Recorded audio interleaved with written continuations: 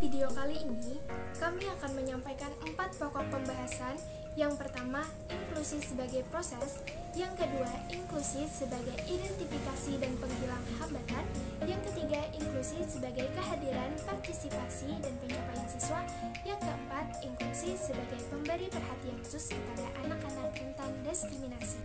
Sebelum kita lanjut ke pembahasan berikutnya, apa bedanya inklusi dan pendidikan inklusif?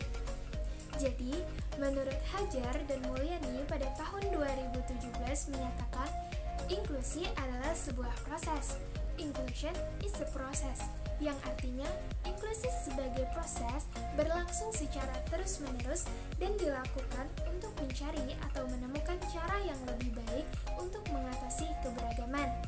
Sedangkan pendidikan inklusif, menurut Aniyah, Suhaidi, dan Salim, pada tahun 2018 menyatakan pendidikan inklusif adalah sistem pendidikan untuk semua anak, termasuk anak-anak berkelainan atau berkebutuhan pendidikan khusus untuk mendapatkan pendidikan inklusif secara bersama-sama dengan anak-anak pada umumnya.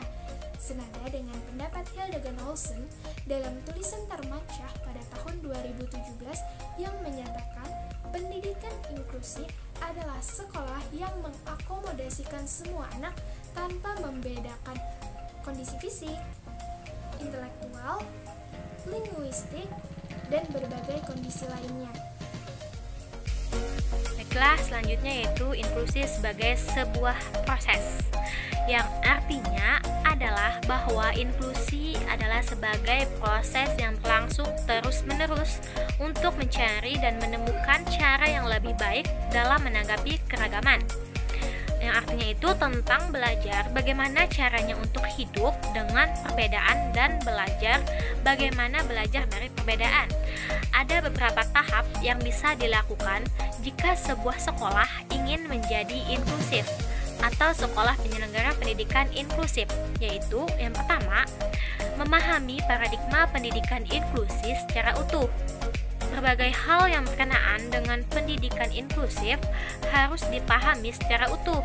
Pemahaman yang hanya sebagian-sebagian akan menimbulkan langkah menuju inklusif itu akan berpotensi mengalami kendala.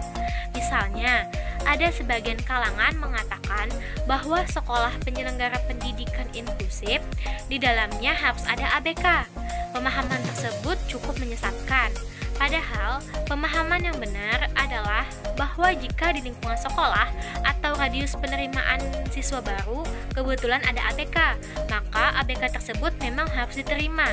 Tetapi jika kebetulan tidak ada ABK, bukan berarti sekolah tersebut tidak inklusif. Inklusif sebenarnya bagaimana memberikan layanan pendidikan kepada semua peserta didik dengan ramah atau sesuai kebutuhan anak. Lalu yang kedua yaitu menganalisis sekolah untuk menemukan potensi pendidikan inklusif dan menemukan hal-hal yang belum bernuansa inklusif. Potensi menjadi pondasi atau modalitas sekolah berproses menuju pendidikan inklusif. Hal-hal yang belum bernuansa inklusif menjadi bahan kajian untuk dirubah secara bertahap menuju pendidikan inklusif. Implementasi pendidikan inklusif akan lebih ramah jika dimulai dari potensi yang telah ada. Kita bisa menggunakan analisis SWOT untuk menemukan potensi, peluang, dan hambatan pelaksanaan pendidikan inklusif. Lalu yang ketiga yaitu membangun komitmen. Komitmen adalah sebuah istilah yang mudah diucapkan, akan tetapi perlu perjuangan untuk melaksanakannya.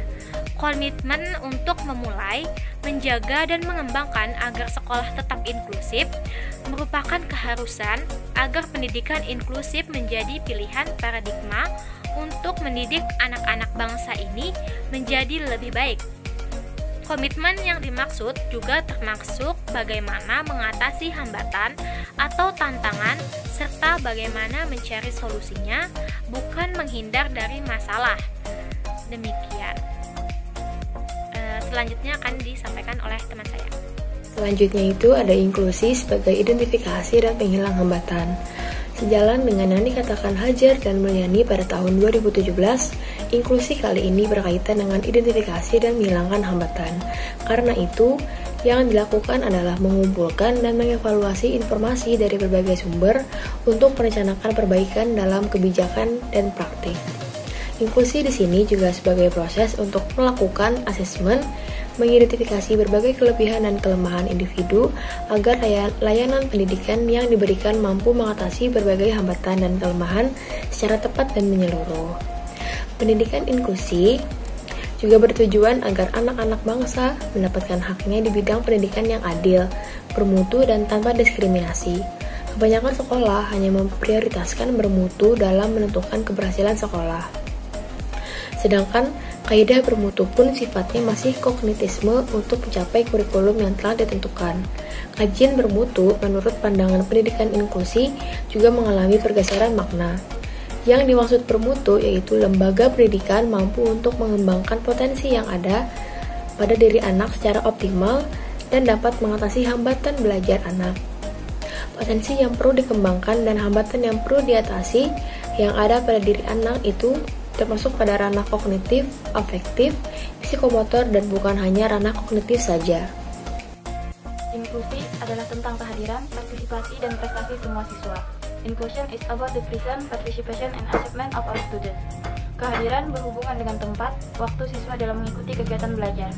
Partisipasi sebagai bentuk keterlibatan siswa sesuai kualitas, pengalaman siswa, serta prestasi sebagai hasil belajar selama mengikuti kegiatan belajar baik tes dan non-tes. Inklusi sebagai proses pengukuran yang menyeluruh sejak awal sampai berakhirnya kegiatan pembelajaran. Pendidikan inklusif tidak boleh memandang sebagian dari siswa tidak penting.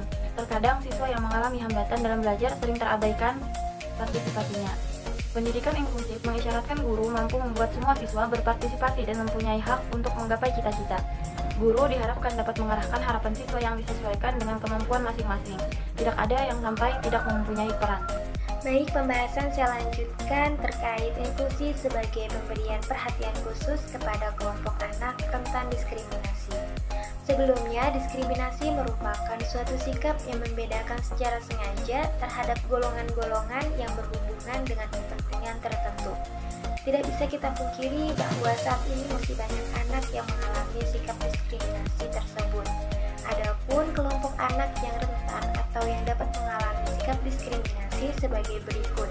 Yang pertama ada anak dari keluarga miskin, yang kedua ada anak ABK atau berkebutuhan khusus, yang ketiga anak minoritas, yang keempat anak dari orang tua yang memiliki pekerjaan yang tidak lazim seperti pengemis, pemulung, pekerja seks, dan lain-lain.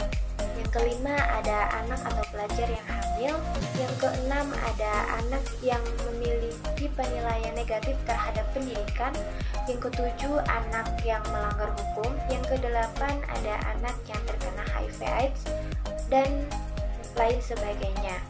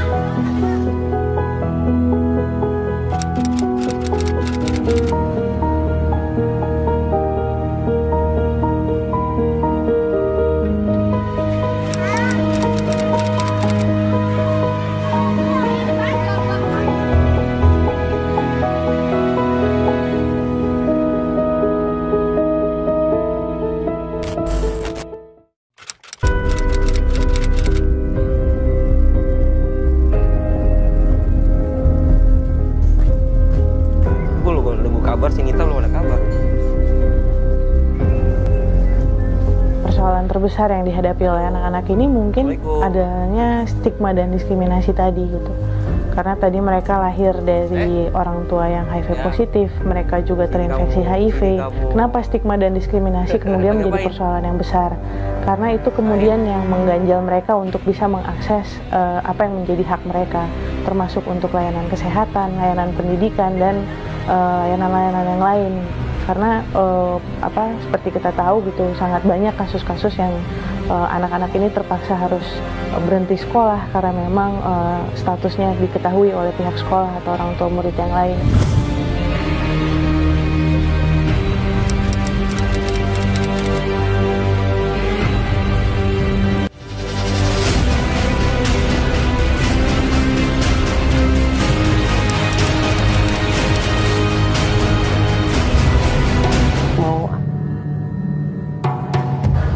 selesai pulang, tahu-tahu pas pulang sekolah bilang cucu saya, Nek, aku dijauhin teman-teman, Nek, katanya jangan deketin aku. Terus orang tuanya pada bisik-bisik katanya gitu.